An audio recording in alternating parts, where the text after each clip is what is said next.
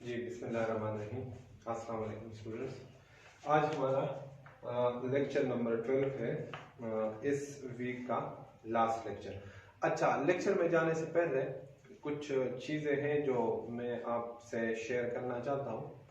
पहली बात तो ये कि आपको अगर कोई भी किसी भी किस्म का मसला हो, जो मेरे स्टूडेंट्स हैं, मेरे लेक्चर पढ़ रहे हैं, ठीक है, तो ये मेरा नंबर है 0317333633 0317333633। ठीक है, जो मेरे लेक्चर पढ़ रहे हैं और उसमें किसी भी किस्म का इशू आ रहा है, तो आप पहले तो इस नंबर पे मुझे नाम सेंड करके अपना नाम, ठीक है, तो मैं आपको, हमारा टेक्स्ट का ग्रुप है, मैं उसमें ऐड कर देता हूं। सेकंड, अगर वो क्वेश्चन जो आपका इशू है, अगर वो मैसेज के थ्रू, वॉइस मैसेज के थ्रू रिजॉल्व हो सकता हो, तो मैं आपको उधर आंसर कर दूंगा। अगर ना हो सके तो इंशाल्लाह जो हमारा नेक्स्ट लेक्चर होगा, ठीक है, उसमें सबसे पहले मैं स्टूडेंट्स के जो क्वेरीज है वो डिस्कस करूंगा और उसके बाद जो है हम आगे पढ़ेंगे।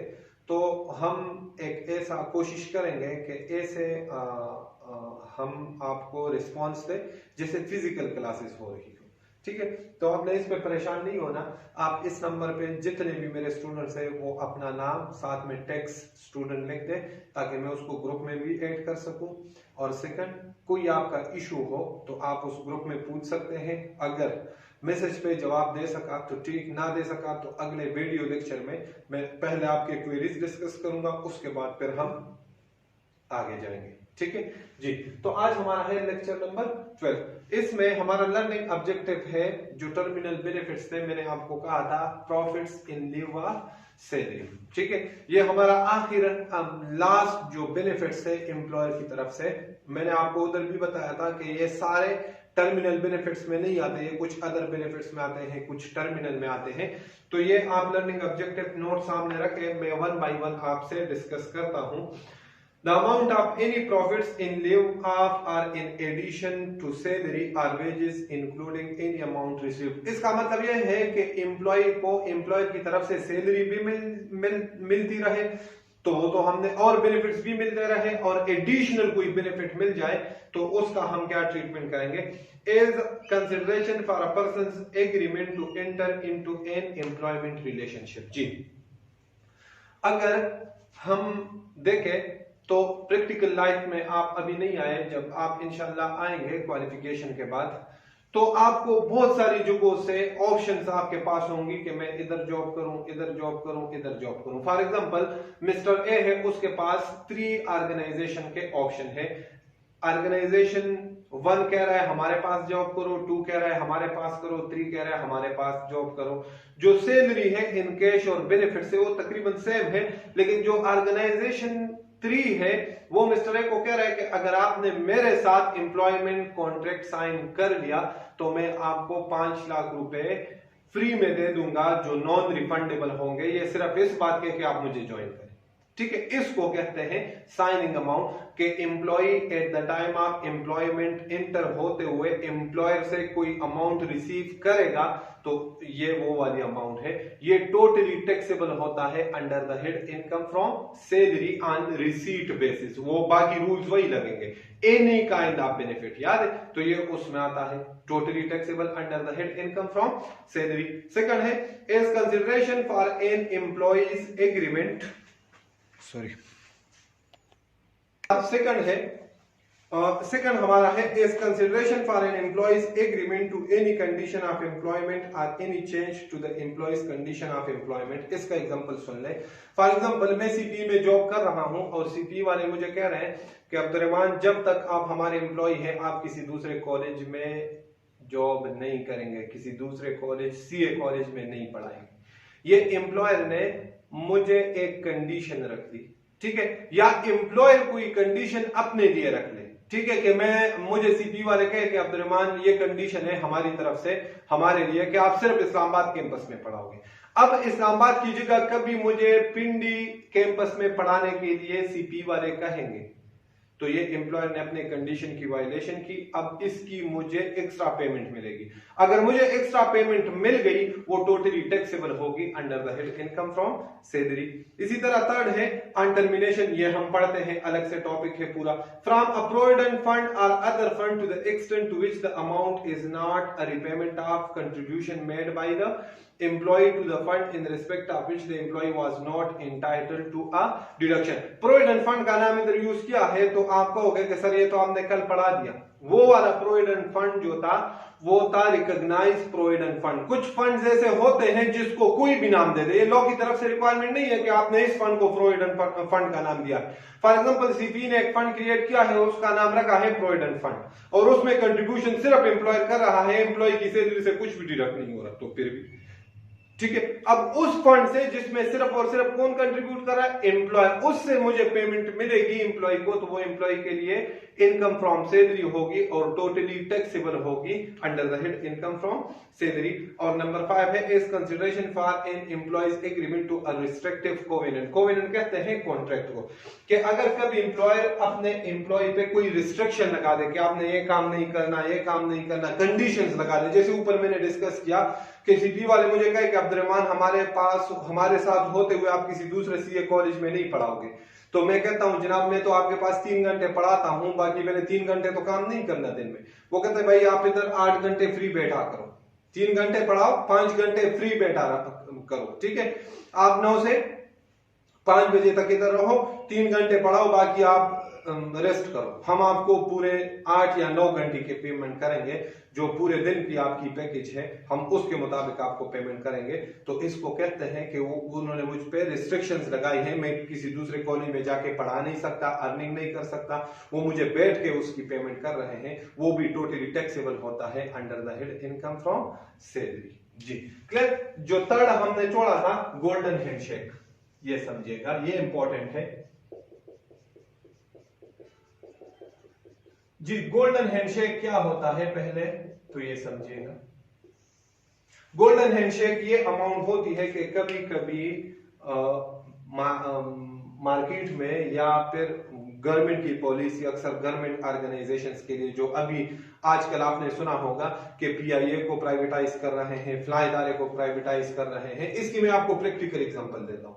आज से कोई कुछ साल पहले पीटीसीएल जो था ये 100% गवर्नमेंट का ऑर्गेनाइजेशन था, 100% शेयर जो थे ये कंपनी पीटीसीएल ये गवर्नमेंट की थी। गवर्नमेंट ने इसको प्राइवेटाइज किया, आई थिंक 49% या 49% है, वो शेयर्स पब्लिक को सेल कर दिए प्राइवेट सेक्टर में। मुझे आपको सारे लोगों ने वो शेयर्स इन्वेस्टमेंट कर ली। अब जब मैंने इन्वेस्टमेंट कर ली तो मैं ओनर बन गया उस कंपनी का। अब डिसीजन मेकिंग में मेरा राइट है कि मैं डिसीजन मेकिंग में सजेशन दे दूं कि ये काम होना चाहिए। तो गवर्नमेंट ऑर्गेनाइजेशन में ये लॉस क्यों होता है, इसका सबसे मेन रीजन ये होता है कि एम्प्लॉय ज्यादा होते हैं और जरूरत कम लोगों की होती है। अक्सर जरूरत 10 लोगों की होती है, ठीक है। एक ऑर्गेनाइजेशन में एक जो है डिजिग्नेशन होती है और उस पे 10-10 लोग, 15-15 लोग, 20-20 लोग, जैसे पाकिस्तान में आपको पता है सिस्टम में, उस पे अपॉइंट हो जाते हैं। तो जब पीटीसीएल प्राइवेटाइज हुआ तो लोग बहुत ज्यादा थे, तो उन्होंने अपने एम्प्लॉयज को, इन एम्प्लॉयज को जिसकी जरूरत पीटीसीएल को नहीं थी, उनको बुलाया, उनके साथ मीटिंग की कि जनाब आपकी हमें जरूरत नहीं है, लेकिन चूंकि आपका कॉन्ट्रैक्ट है गवर्नमेंट के साथ, ठीक है, तो हम आपको ऐसा करते हैं कि आपकी 10 साल जॉब रहती है। फॉर एग्जांपल उसमें एक एम्प्लॉय था मिस्टर ए को कहा आपकी 10 साल जॉब रहती है। आपकी फॉर एग्जांपल उस टाइम उसकी सैलरी थी 50,000, कह रहे मैंने 10 साल आपको 50,000 सैलरी देनी है, जो इंक्रीमेंट आएगा हर साल वो ऐड करता रहूंगा। जब आप रिटायर हो गए तो पीटीसीएल अपने एम्प्लॉयज को ये टर्मिनल बेनिफिट्स देती है, पेंशन देती है, ग्रेचुटी देती है, प्रोविडेंट फंड है आपका, ये सारी चीजें मिला के तकरीबन हमारे मुताबिक आपके आज से 10 साल बाद जो आपको इंस्टॉलमेंट्स में कुछ पैसे मिलने, सैलरी तो इंस्टॉलमेंट है ना, और लम सम पेमेंट आपको 10 साल बाद मिलनी है, ये टोटल पेमेंट बनती है 50 लाख। ठीक होगा। आप ऐसा करें कि 50 लाख की जगह टाइम वैल्यू ऑफ मनी भी कोई चीज होती है ना, 10 साल बाद मिलने हैं, आज हमसे 30 लाख रुपए ले, ठीक है, आज हमसे 30 लाख रुपए ले ले और रिजाइन कर दे और छोड़ के चले जाए। अब अगर एम्प्लॉय छोड़ के नहीं जाएगा तो कोर्ट जाएगा, उसको पता है यार मैं क्या करूंगा, कोर्ट के पाकिस्तान के कोर्ट सिस्टम का भी पता है, केस करूंगा और बाकी 99 लोग एपी है, सिर्फ मैं अगर मुखालिफत करूंगा तो मेरी कौन मानेगा, पॉलिसी है उनकी, उन्होंने बना दी।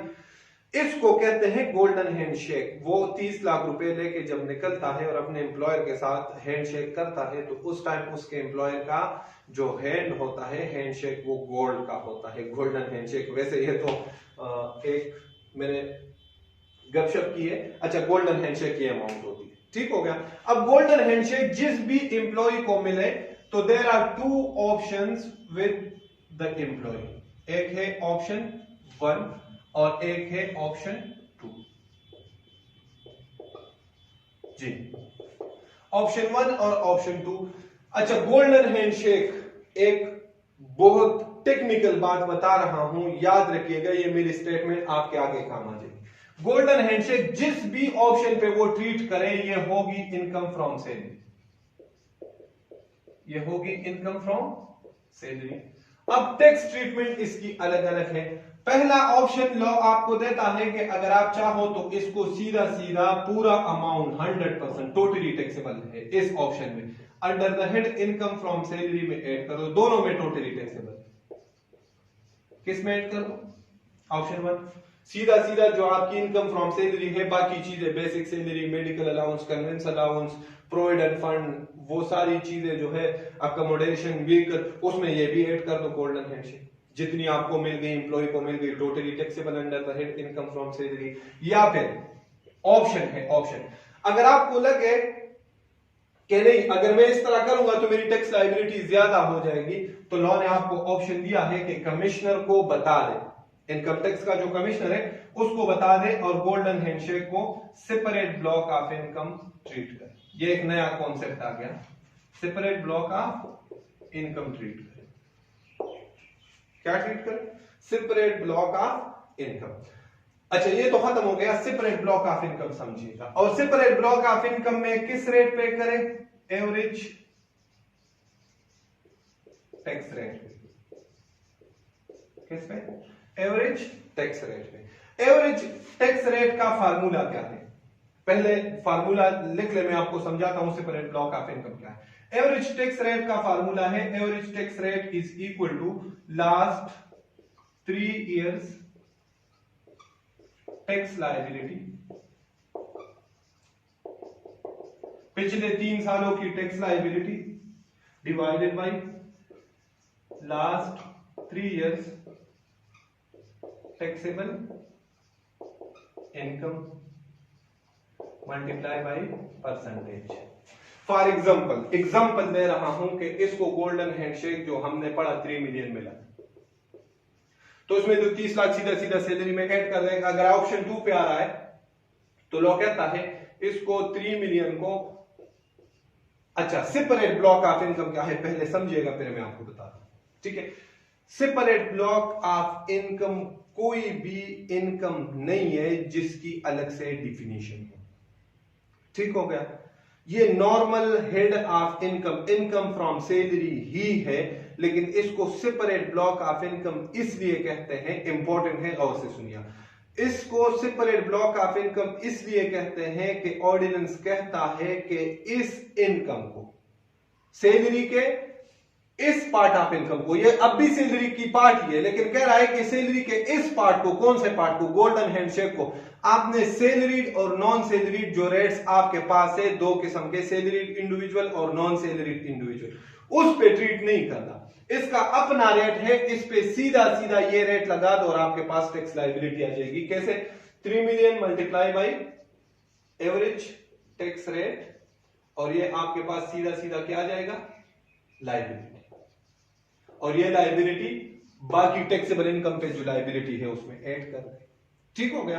अभी एग्जांपल करेंगे, प्रेजेंटेशन आपने सीखनी है, बाकी कोई नहीं है। सेपरेट ब्लॉक ऑफ इनकम 2-3 जगहों पे आपके कोर्स में आ रहे हैं, डिफरेंट इनकम, इंशाल्लाह हम करेंगे। आपने भी सिर्फ प्रेजेंटेशन, दोनों ऑप्शन पे मैं आपको करता हूं, ऑप्शन है वो भी चूज कर सकता है, ये भी चूज कर सकता है। कौन सा चूज करेगा? जिसपे टैक्स पेयर को बेनिफिट हो, जो जिस एम्प्लॉय को जिस पे बेनिफिट हो वो वही चॉइस करेगा, वही ऑप्शन चूज करेगा जी। तो गोल्डन हैंडशेक का ये जो एग्जांपल है ये आप देख लीजिए, एग्जांपल नंबर 17 जी। रिक्वायरमेंट है कि calculate taxable income and tax liability. ठीक हो गया, टैक्सेबल इनकम कैलकुलेट करना है और टैक्स लायबिलिटी। ठीक है, तो हम पहले ऑप्शन 1 पे सॉल्व करते हैं ये क्वेश्चन। पहले क्वेश्चन पढ़े। Mister GHS has provided you the following information to compute his taxable income and tax liability from the following information. Basic salary है फॉर द टैक्स ईयर 2015 जी। बेसिक सैलरी है 280,000 per month. Golden handshake है 2 million. The details of his previous tax year are as follows. जो फार्मूले में data put हो रहा है ना वो आपको वो क्वेश्चन में प्रोवाइड करेगा। ठीक हो गया, एवरेज टैक्स रेट निकालने के लिए। और नीचे गिवन है his taxable business income is ₹2 million. उसने सीधा सीधा बिजनेस इनकम दिया है, इसमें कंफ्यूज जी। ऑप्शन 1 के गोल्डन हैंडशेक को मैं क्या ट्रीट करूं? गोल्डन हैंडशेक को मैं ट्रीट करूं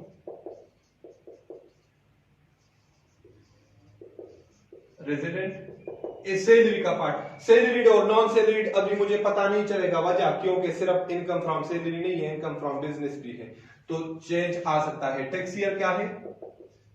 2015। कंप्यूटेशन ऑफ टैक्सेबल इनकम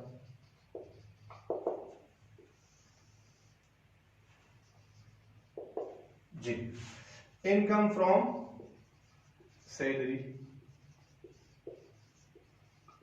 मैं वर्किंग में कैलकुलेट कर लेता हूं।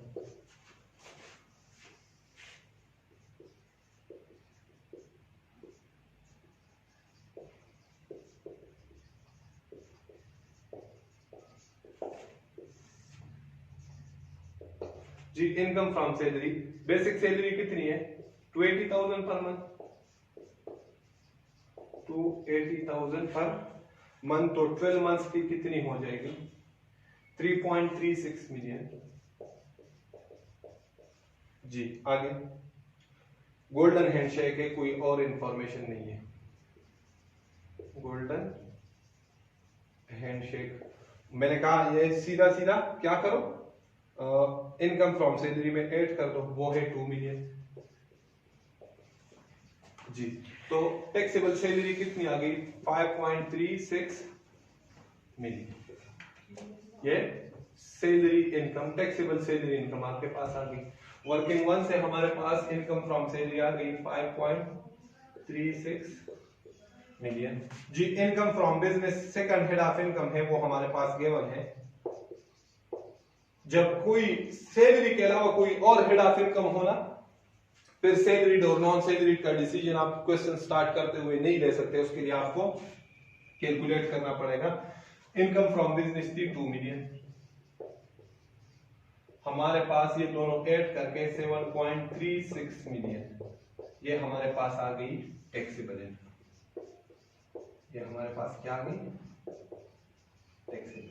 ठीक है, अब हम देखते हैं कि ये सैलरीड होगा या फिर नॉन सैलरीड होगा। तो आप इसको वर्किंग 1.1 में भी कर सकते हैं, वर्किंग 2 में भी कर सकते हैं। ठीक हो गया। इनकम फ्रॉम सैलरी, फार्मूला क्या था? Income from salary divided by total taxable income. ये सैलरीड और नॉन सैलरीड फाइंड करने का फार्मूला था। ये आप वर्किंग में भी ना करें, आप कैलकुलेटर पे भी कर सकते हो। तो इनकम फ्रॉम सैलरी कितनी है? 5.36 मिलियन। और टैक्सेबल इनकम कितनी है? 7.36 मिलियन मल्टीप्लाई बाय परसेंटेज, तो ये आपके पास आ जाएगा 72%। 72%। If percentage is less than 75% or equal to 75%, तो फिर क्या लगेगा? Non salary. क्या लगेगा?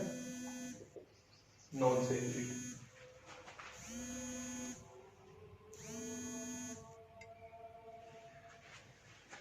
जी क्लियर? फिर क्या आएगा? Non salary. तो ये नॉन सैलरीड हो गया।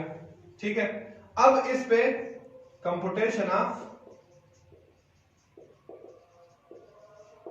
टैक्स लायबिलिटी, नॉन सैलरीड के रेट्स में देखो। अब नॉन सैलरीड इंडिविजुअल के रेट्स में देखो कि 7.36 मिलियन कौन से स्लैब में फॉल कर रही है। तो ये आप देखें कि 6 मिलियन वाले स्लैब में फॉल कर रही है कि 6 मिलियन से लेके आगे जितना भी है उसमें। तो tax on rupees, taxable income कितनी है? Tax on rupees 7.36 million. ये देख लीजिएगा, लिखा होगा कि 35% on the amount exceeding ₹6 million, लिखा होगा 12,20,000 प्लस 35%। इसका मतलब क्या है? इसका मतलब यह है कि जो 6 मिलियन है उस पे टैक्स है 12,20,000। उस पे कितना टैक्स है? 12,20,000। जो स्लैब के सामने टैक्स वाले कॉलम है उसमें देखे, उसमें लिखा होगा 12,20,000 plus 35% of the amount exceeding ₹6 million. तो 6 मिलियन से एक्सीडिंग अमाउंट कितनी है? वो 7.3 मिलियन में 6 मिलियन लेस कर दो तो ये आ जाएगा 1.36 मिलियन, 13,60,000। इस पे कितना परसेंट है? 35%। इसका 35% लो तो आपके पास आ जाएगा 476,000। दोनों को ऐड कर दे तो आपके पास आ जाएगा टैक्स लायबिलिटी, आपके पास आ जाएगी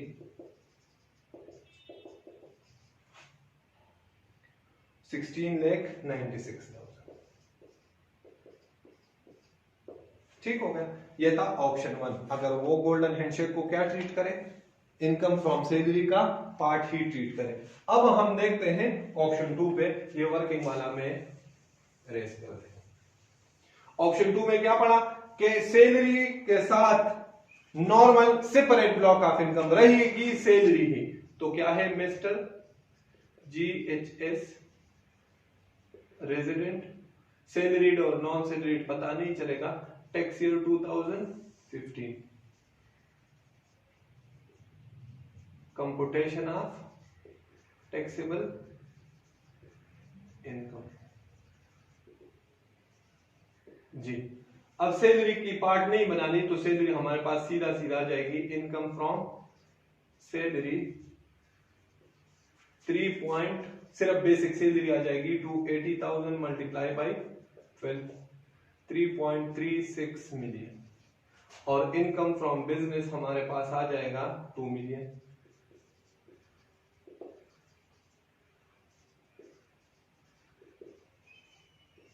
ठीक है, तो हमारे पास टैक्सेबल इनकम आ जाएगी 5.36 million. Separate block of income हम इधर कहीं पे भी मेंशन नहीं करते, वो प्रेजेंटेशन है, अभी आपको पता चल जाएगा वो कहां पे है। टैक्सेबल इनकम आ जाएगी। अब अगर मैं आपको कहूं कि आप कैलकुलेट करें सैलरी और नॉन सैलरी तो आप कुछ इस तरह करोगे, income from salary 3.36 million divided by taxable income 5.36 million. ठीक हो गया। आप कुछ इस तरह करोगे और आपके पास जो रेट आएगा मल्टीप्लाई बाय परसेंटेज सैलरी और नॉन सैलरी। ये बिल्कुल गलत है। लेक्चर के स्टार्ट में देखे मैंने क्या बताया था कि गोल्डन हैंडशेक दोनों ऑप्शन में, मैंने ऊपर लिखा था कि दोनों ऑप्शन में ये इनकम फ्रॉम सैलरी ट्रीट होगी। तो इनकम फ्रॉम सैलरी आपकी कितनी होगी? 3.36 मिलियन प्लस गोल्डन हैंडशेक कितना है? 2 मिलियन। ठीक है, और टोटल टैक्सेबल इनकम, क्या ये 2 मिलियन पे मैं टैक्स पे नहीं करूंगा तो ये भी टैक्सेबल इनकम है। तो टैक्सेबल इनकम जो आपके सामने कैलकुलेशन में आ रही है और जो अभी आपने जिस पे टैक्स कैलकुलेट नहीं किया वो गोल्डन हैंडशेक, वो इधर आएगा। तो सेम वही परसेंटेज आ जाएगा जो 72% था जो इस केस में आ रहा था। तो ये भी क्या हो जाएगा? Non salary. ठीक है, अब देखें टोटल टैक्सेबल इनकम में भी मैंने शामिल किया, इनकम फ्रॉम सैलरी में भी। वो तो इनकम फ्रॉम सैलरी में मैंने स्टार्ट में कहा था गोल्डन हैंडशेक दोनों ऑप्शन में part of the income from salary ही होती है, लेकिन लॉ कहता है कि इस पार्ट को आपने अलग ट्रीट करना है। अब टैक्स लायबिलिटी हम कैलकुलेट करते हैं कंप्यूटेशन ऑफ टैक्स लायबिलिटी। तो आप नॉन सैलरी रेट्स में देखो कि ये कहां पे फॉल कर रहा है, तो ये फॉल कर रहा है आई थिंक 4 मिलियन वाले स्लैब में। लिखा होगा 620,000 plus 30% on the amount exceeding ₹4 million, tax on ₹5.36 million. पहले कॉलम में देखे ये इनकम कहां पे फॉल कर रही है, ये कौन से स्लैब में आ रही है, ठीक है। तो ये इस 4 मिलियन वाले स्लैब में आ रही है।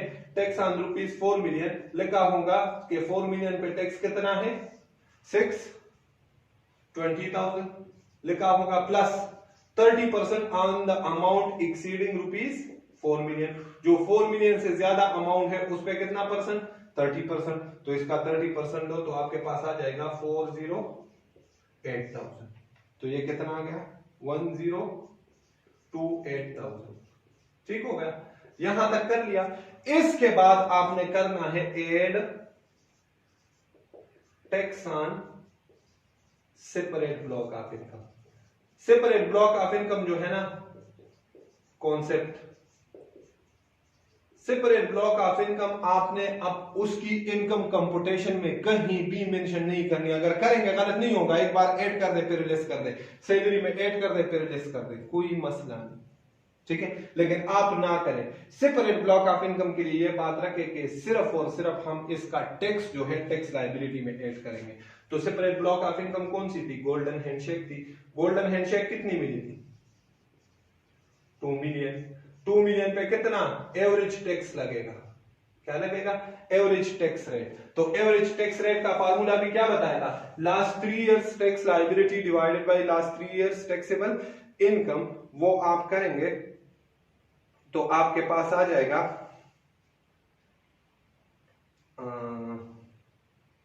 कितना आता है टैक्स लायबिलिटी आपके पास है लास्ट 3 इयर्स की 80,000 प्लस 50,000 प्लस 70,000, 80,000 प्लस 50,000 पिछले 3 सालों की प्लस 70,000, और उसकी टैक्सेबल इनकम है 9 लाख 7 लाख और 1 million. 9 lakh 7 lakh plus 1 million multiply by percentage. ये आप करोगे तो आपके पास एवरेज टैक्स रेट आ जाएगा 7.69%। तो इस पे सीधा सीधा ये वर्किंग में करोगे, ये आप करो, मेरे पास स्पेस नहीं है, वर्किंग 2 में, ठीक हो गया। तो ये आपके पास आ गया 7.69%, और इधर रेफरेंस दे रहे कि वर्किंग 2 से आया है। तो इसको मल्टीप्लाई करोगे 2 मिलियन से तो आपके पास आ जाएगा 153,800। ये इसमें इस टैक्स लायबिलिटी में ये ऐड हो जाएगी, तो ये आपकी आ जाएगी टोटल टैक्स लायबिलिटी। ये प्रेजेंटेशन है सेपरेट ब्लॉक ऑफ इनकम का। कितनी आ गई 1.18,800 जी। अब दोनों की कंपैरिजन करें, इसमें कितना टैक्स बन रहा है 16,96,000, यहाँ पे 11,81,800। तो मिस्टर जीएचएस को कौन से ऑप्शन पे जाना चाहिए, ऑप्शन 2 पे। कौन से पे जाना चाहिए, ऑप्शन 2। आपने लिख देना है कि मिस्टर जीएचएस को ऑप्शन 2 सेलेक्ट करना चाहिए, क्योंकि ऑप्शन 2 पे उसको कितना टैक्स सेविंग हो रहा है 16,96,000 में से 11,81,800 लेस कर दे तो ये हो जाएगा जी। अब इसके बाद आखिरी छोटा सा टॉपिक है इस लेक्चर का, वो है मार्जिनल कॉस्ट। वो समझिए।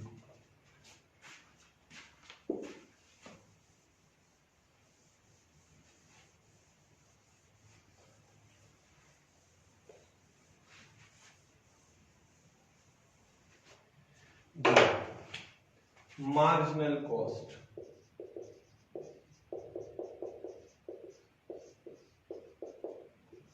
मार्जिनल कॉस्ट क्या है।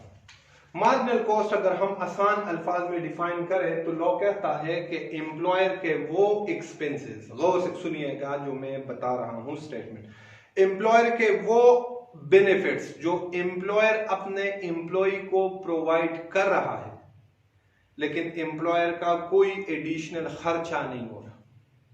अगर वो एम्प्लॉय को प्रोवाइड करे या ना करे उसका वो खर्चा हो रहा है, ठीक है, इसको कहते हैं मार्जिनल कॉस्ट। कि ऐसा बेनिफिट जो एम्प्लॉयर एम्प्लॉय को प्रोवाइड करे लेकिन एम्प्लॉयर कोई एक्स्ट्रा कॉस्ट ना बेयर करे, कोई एक्स्ट्रा कॉस्ट ना बेयर करे। तो लोग कहता है इस किस्म के बेनिफिट अगर एम्प्लॉयर एम्प्लॉय को प्रोवाइड करेगा तो वो एम्प्लॉय के लिए टोटली एग्जेम्प्ट होंगी, इनकम फ्रॉम सैलरी में कोई चीज ऐड नहीं होगी। For example Daewoo bus service जो है उसका एक एम्प्लॉय है, मैनेजर है डेवो में, ठीक है, वो इस्लामाबाद से लाहौर जा रहा है, ठीक है, और डेवो वाले उसको कहे अपने एम्प्लॉयज को कि जाए पाकिस्तान में आप जहां पे भी सफर करोगे तो डेवो में जहां जहां हमारी बसेस जा रही है आप फ्री सफर करें, ठीक हो गया। अब एक एम्प्लॉय जा रहा है इस्लामाबाद से लाहौर, क्या डेवो वाले उसके लिए अलग से बस अरेंज करेंगे? नो भाई, देख लेंगे टाइम के जिस टाइम पे इस्लामाबाद से लाहौर बसेस जा रही है उसमें कहें देख लेंगे कौन से बस में सीट खाली है, एम्प्लॉय को कहेंगे जाके इस फलां टाइम के बस में इस नंबर सीट पे बैठ जाए, उनका कोई खर्चा हुआ अलग से, वो बस तो वैसे भी जा रही थी। तो ये जो बेनिफिट जो एम्प्लॉय को टिकट के पैसे बचत हो गए, ये बेनिफिट है, लेकिन ये एग्जेम्प्ट होगी अगर वो कौन प्रोवाइड करे, डेवो वाले। अब सीपीयू वाले मुझे कहे कि इस्लामाबाद से लाहौर जाना है फैमिली के साथ, टिकट हमारी तरफ से, फिर मेरे लिए टोटली टैक्सेबल। उन एम्प्लॉयर के लिए, सीपीयू वाले के लिए मार्जिनल कॉस्ट वाला बेनिफिट क्या होगा? वो ये होगा कि मेरा बच्चा सीपी में सीए करे, तो क्या सीपीयू वाले मेरे बच्चे के लिए अलग से टीचर हायर करेंगे या अलग से क्लासरूम अरेंज करेंगे? भाई हर क्लासरूम में 1 2 3 10 कुर्सियां खाली होती हैं, जाके कह देंगे उधर बैठ जाओ पढ़ लो। मार्जिनल कॉस्ट, मुझे बेनिफिट मिल रहा है, मुझे फीस माफ कर रहा है सीपी, ठीक है, लेकिन वो क्या है? एग्जेम्प्ट है मेरे। अब अगर सीपी मेरे बच्चे की स्कूल की फीस पे कर दे फिर बेनिफिट, क्योंकि फिर सीपीयू खुद प्रोवाइड नहीं कर रहा वो बेनिफिट। इस तरह हॉस्पिटल्स वाले अगर अपने एम्प्लॉयज को फ्री मेडिकल ट्रीटमेंट प्रोवाइड करें, एग्जेम्प्ट, ठीक हो गया। इसी तरह हम देख सकते हैं होटलिंग वाले अगर अपने एम्प्लॉयज को खाना प्रोवाइड करें तो उनके लिए एग्जाम्पल, इस पे भी एग्जाम्पल है, ये पढ़ लीजिएगा जी। ये अच्छा, लास्ट में इस लेक्चर के कुछ चीजें हैं जो मैं आपसे डिस्कस, कुछ मैंने स्टार्ट में भी कुछ बातें की। अच्छा, कुछ बच्चों का मैसेज आ जाता है कि सर, मुझे 1 2 बच्चों का मैसेज आया था कि सर जो वेबसाइट पे वीडियोस थे या जहां पे भी आपको मिलते हैं यूट्यूब पे या सीपी के वेबसाइट पे, सर वो पिछले जो हफ्ते के लेक्चर्स थे वो डिलीट हो गए। तो बराए मेहरबानी मैंने बच्चों से रिक्वेस्ट की थी पहले भी कि आप इस तरह पढ़े जैसे आप फिजिकल क्लासेस ले रहे हो, ठीक है। ये वीडियोस जो है ये आपको फिजिकली, मैं आपको 1 घंटा पढ़ाऊंगा, क्या उसके बाद मैं फिर आ जाऊंगा? मैं तो आपको वो चीजें दोबारा नहीं पढ़ाऊंगा, तो आप उस तरह से समझे। मैंने नंबर दिया हुआ है, कोई मसला हो मुझसे डिस्कस करे, मैसेज करे, नहीं होगा मैं वीडियो में मैसेज पे जवाब ना दे सकूंगा, एक्सप्लेन ना कर पाऊंगा, तो मैं इंशाल्लाह अगले लेक्चर में पहले आपके क्वेरीज का आंसर करूंगा, उसके बाद मैं आगे जाऊंगा। लेकिन अगर आप ये लेक्चर नोट कर ले तो फिर वो 100 मरतबा इसको डिलीट कर दे, आपको क्या फर्क पड़ता है? तो आपको मैंने पहले भी कहा है एक रजिस्टर बनाए, उसमें इसी तरह लेक्चर रिकॉर्ड करें, जो जो चीजें मैं लिख रहा हूं वो लिखे, प्रॉपर एक क्लास की तरह अपने लेक्चर्स रिकॉर्ड करें आपके पास, कि अगर वो वीडियोस अवेलेबल ना भी हो तो आपको कोई मसला ना हो, आपको चीजें मिलती रहे, ठीक है। ओके जी, अल्लाह हाफिज।